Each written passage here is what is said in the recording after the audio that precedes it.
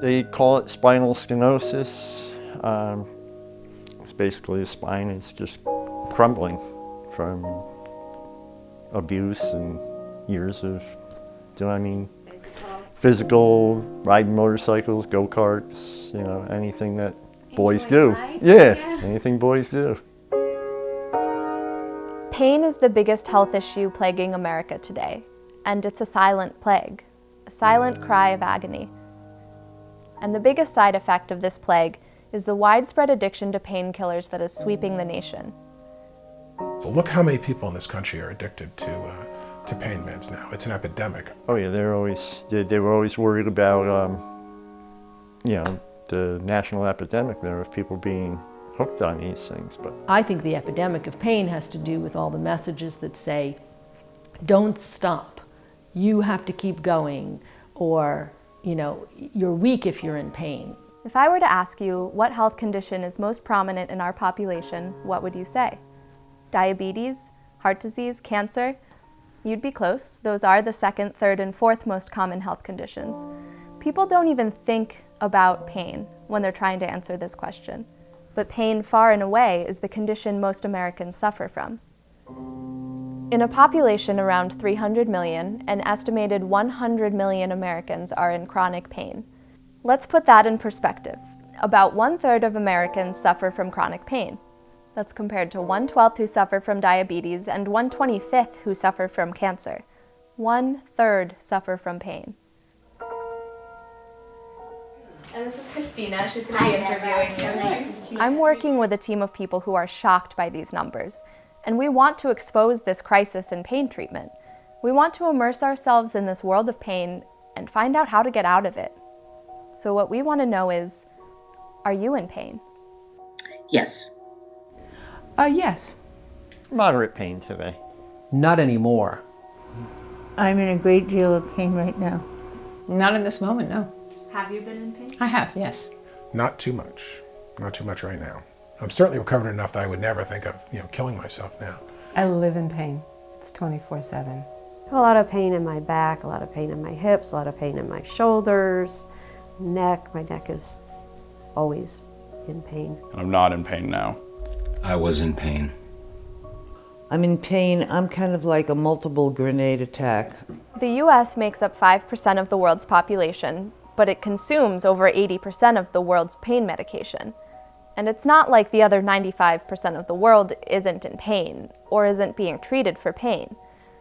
Even worse, the #1 cause of accidental death in the US is now prescription drugs. So have you been in pain since the accident 4 years ago? Yes.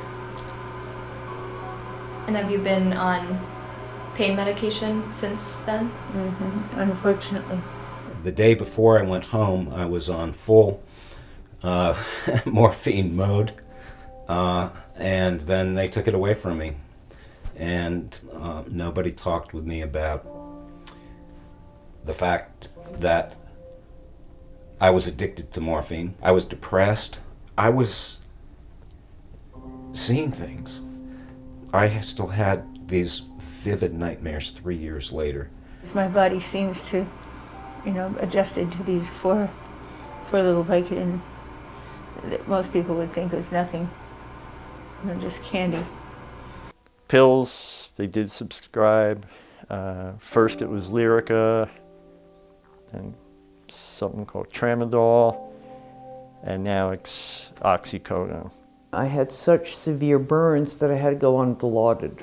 I think somebody said Dilaudid is 100 times stronger than heroin. They immediately said, well, we can give you some narcotic pain medicine to take. And I said, no thank you. So what's going on in America? Why aren't we employing alternatives to pain treatment that the rest of the world uses? Why aren't Americans in pain getting better?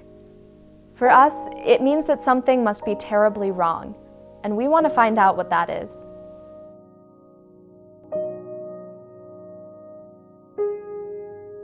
I guess to talk about the fear, the constant fear in the middle of the night, that's my worst time.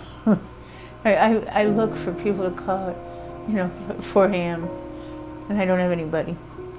I'll tell you, you know, the fear of pain is worse than the pain.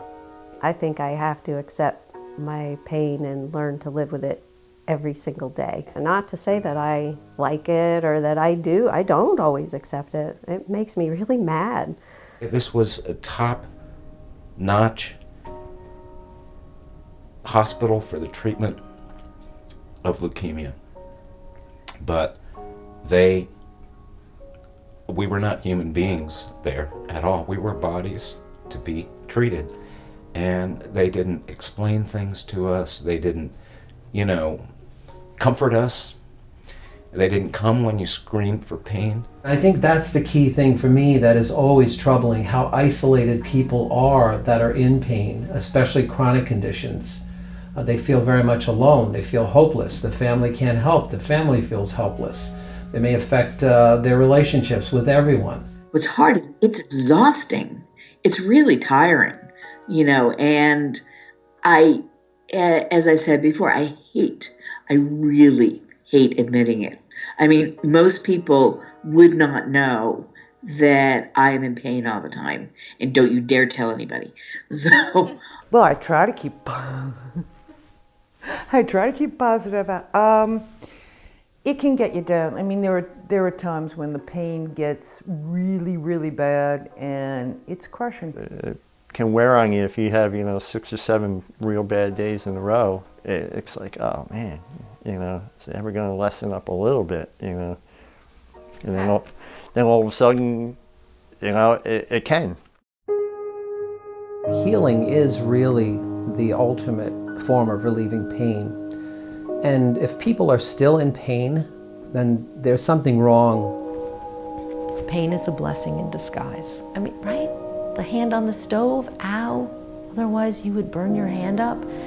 It's no different when the pain is somewhere that you can't see it. It still needs to heal. And how that healing takes place, everyone has a different story. And they're fascinating stories. I mean, I could sit here for days telling you stories.